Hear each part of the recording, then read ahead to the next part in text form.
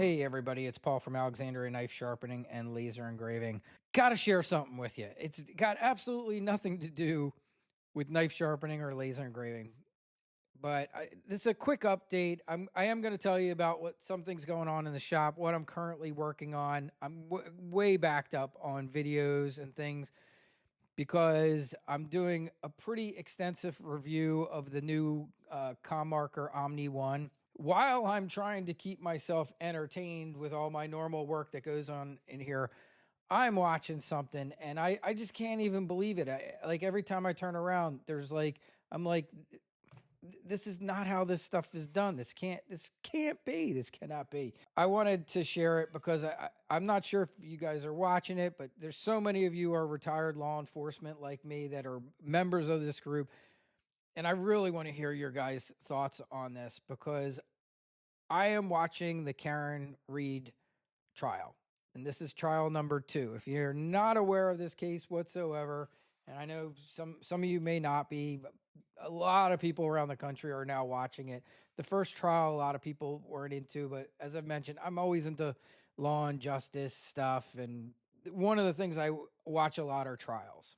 I started watching the first trial, and the first trial was some of the worst police work I think I'd ever seen in my life. I was appalled. I many times told my wife, "Oh my God, the accident reconstructionist.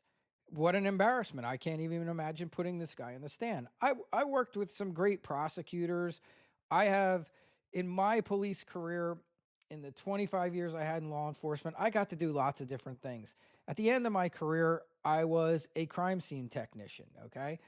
I was a school resource officer for many years, about 12 years. I worked regular patrol. I was an EMT. I've done quite a bit of stuff in law enforcement for a department that's a little bit smaller than this police department, Canton Police Department. We had about 35 guys. We would fluctuate up and down, but I don't think we never hit 40. They mentioned yesterday that these guys have about 45 police officers. I have never seen such poor police work on a case. And then what really blows my mind, and I don't know if it's arrogance from the first prosecutor, I don't know, what is pushing this, but for them to make the decision to try this woman a second time when the amount of screw ups, I mean, let's just be straight up. These are absolute huge mistakes in this investigation are going to spit reasonable doubt all over this case forever. Now, it's a damn shame that we have a dead police officer who is probably never going to get justice because of the fact that the officers did a terrible job doing their job and just didn't do their job. And here's a perfect example of it. I'm going to play a clip for you, and I want to know your guys' thoughts. Let's just play it. I'll tell you my thoughts. About this investigation? I only did the metadata report. I did not write a report at the scene. You never, in fact, the fact is you never wrote any report about what happened at the scene, correct? Correct. You didn't memorialize that in any formal way on Canton PD letterhead to describe what you did and how you did it at the scene? No.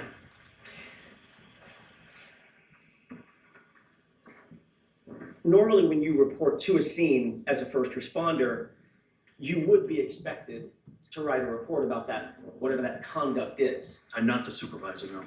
What if you're the ranking person at a scene that ultimately turns into a homicide scene? Well, we don't know it's a homicide scene at this time. We don't even know there's a crime committed at this time. My responsibilities are to make sure reports are written, not to necessarily write the reports myself. I'm the supervisor. It's my job to make sure reports are written, evidence is logged, those types of things. Wow, I cannot believe he actually, on the stand, just said, "I'm the guy who reviews the reports. I'm not the guy who writes them." Talk about arrogance. Wow. Not in the police departments that I've worked at, If you go out to a scene and you take an active participation in that scene, which to me means you did something significant in it, which from what I understand, when he went out to this scene, It was him. He's the one that made the decision to put bloody ice in the solo cups. He's the one who made the decision to use a blower to remove some of the snow to look for other evidence. I mean, come on, Lieutenant. Are you serious?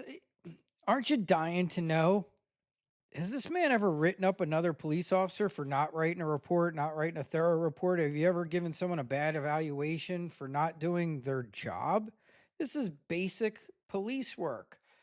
I don't know if there's a police academy anywhere in the country that doesn't pound into officers' heads. And this is what was going through my mind all day yesterday. I said to my wife, I can't get out of my head my trainers in the police academy and my entire career saying, if it's not in your report, it didn't happen. If it's not in your report, it didn't happen. You got to document it. And if you're the guy in charge of making sure someone did a report, where's the report? Did you make sure someone did a report? It doesn't seem like you did. Unbelievable arrogance and just ridiculous. Thank God this guy's retired. Now, a lot of people are upset about some of the decisions that were made to retrieve the evidence. And that doesn't even upset me that much. As a crime scene technician, it's a blizzard. He had to take his personal car out there. Now, even my little police department, smaller than their police department, we had plenty of four-wheel drives. When we had a blizzard, there were guys in the four-wheel drives. If an investigator couldn't get somewhere or on-call detective, we'd have gone and picked him up in the four-wheel drive and got him out to the scene. So I don't understand how this guy's showing up at a scene and there's no crime scene collection bags. There's no evidence bags. There's none of that stuff. Like I said, I was an evidence technician, so I had all that in my car. We had one on every shift. We had an evidence technician, not a detective, literally a trained evidence technician. We sent guys to evidence tech school to recover evidence and be trained properly to recover evidence. No photographs. There's no photographs of this scene. That's the very first thing I learned in crime scene technician school was photograph everything. Get shots of the entire area. Get shots of absolutely every single thing you can. Take pictures before you do anything. Walk the whole thing. Photographs all the way around. Every piece of evidence you're going to retrieve, you photograph it before you pick it up. You photograph it. Photograph. You can never have too many photographs. You have photograph absolutely everything. And this ain't the old days. This isn't, when I started on the police department, we were still using film. That's how far back I go. I started in 1994. I was the first police officer on my department to buy a digital camera. Now, I've always been into photography, but I carried a digital camera with me on the job from the day digital cameras came out to my last day working. I mean, worst case scenario, all of us have a great iPhone on us. Not that that's what you should be taking your crime scene photos with, but for crying out loud, Lieutenant. Come on, Canton PD, get your you-know-what together. Terrible. And get some four-wheel drives. I mean, come on. I was in New Jersey. You guys are way more north than me. And then you got a lieutenant responding that he can't get to a scene. He's got to take his own personal car and gets there and doesn't have crime scene stuff. When you find out that it's a deceased officer from Boston Police Department. Well, and that just reminded me of something. I've had a call. I've responded to a dead police officer before. It's horrible. I had a Philly police officer who committed suicide in one of our motels. Man, I can tell you right now, it wasn't handled like this. Not even close. All right, so let me give you just a little bit more background on this for those of you that aren't familiar. But here's the things that have jumped out to me so far on this trial between 1 and 2 and how just nuts this thing is, because it's truly nuts. So we have a cop found dead at another cop's house at an after party that he was supposed to be attending, but they all claim he never made it inside the house. That's where they are at. He didn't come in. He's later found dead on that lawn hours later. The girlfriend who dropped him off at the house claims that she dropped him off. He went in the house, never came back out. She was waiting for him. She's calling him on his phone. He's not answering. She was intoxicated. She got angry. They had been not getting along super even prior to this earlier in the evening. She got mad and she drove all the way home and just left him there. And wakes up early in the morning realizing he never came home. Calls her friends. Well, and I don't even know why they would call these girls friends. She calls this Jennifer McCabe, but she is not her friend. Man, if she thinks they're friends, I hope not. So she calls her. She's like, oh, let's go look for him and see what's up. They pick up another friend. They go around. They go to his house. He's not there. They get to the house. There was some weird stuff there with the house. They were talking about, hey, we removed our shoes before we went in because John, always insisted on people removing their shoes. And they thought it was strange that Karen just ran in there looking for him.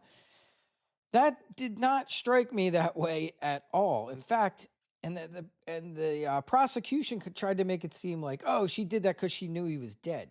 I'm sorry. I see that 180 degrees the total other direction. She's frantically freaking out because he didn't come home. She gets to his house. The last thing I'm doing is taking my shoes off before I go in. If I think someone's missing in a blizzard or might have got hurt, or I'm just going in. I'm doing just like she did. Taking my shoes off? No, I don't think so. At this party, there's an ATF federal agent who's been hitting on Karen Reed there, who she kind of basically ghosted him and said, she wasn't interested. It's a birthday party for one of their kids. There's the detective I told you about earlier. There's this woman, Jennifer McCabe, who's running around with her looking for her, who seems to be very involved in everybody's business, I think, in all of Canton. Seems to want to control the narrative and what all her little group of people. I have the feeling she's like the, den mother who leads everything there. It doesn't testify well, comes across very unlikable. Then we have a medical examiner that doesn't agree with the prosecution's narrative of things. Where I worked, man, we had a great medical examiner, but if he said, hey, this is how somebody died, and the detectives didn't agree with it, I don't see that even getting to trial, but we have that here. If I was the defense, that'd be one of the very first people I put on the stand, would be the medical examiner. They rehome the dog, weird. They sell the house, weird. The cop never comes out when police and first responders are there, weird.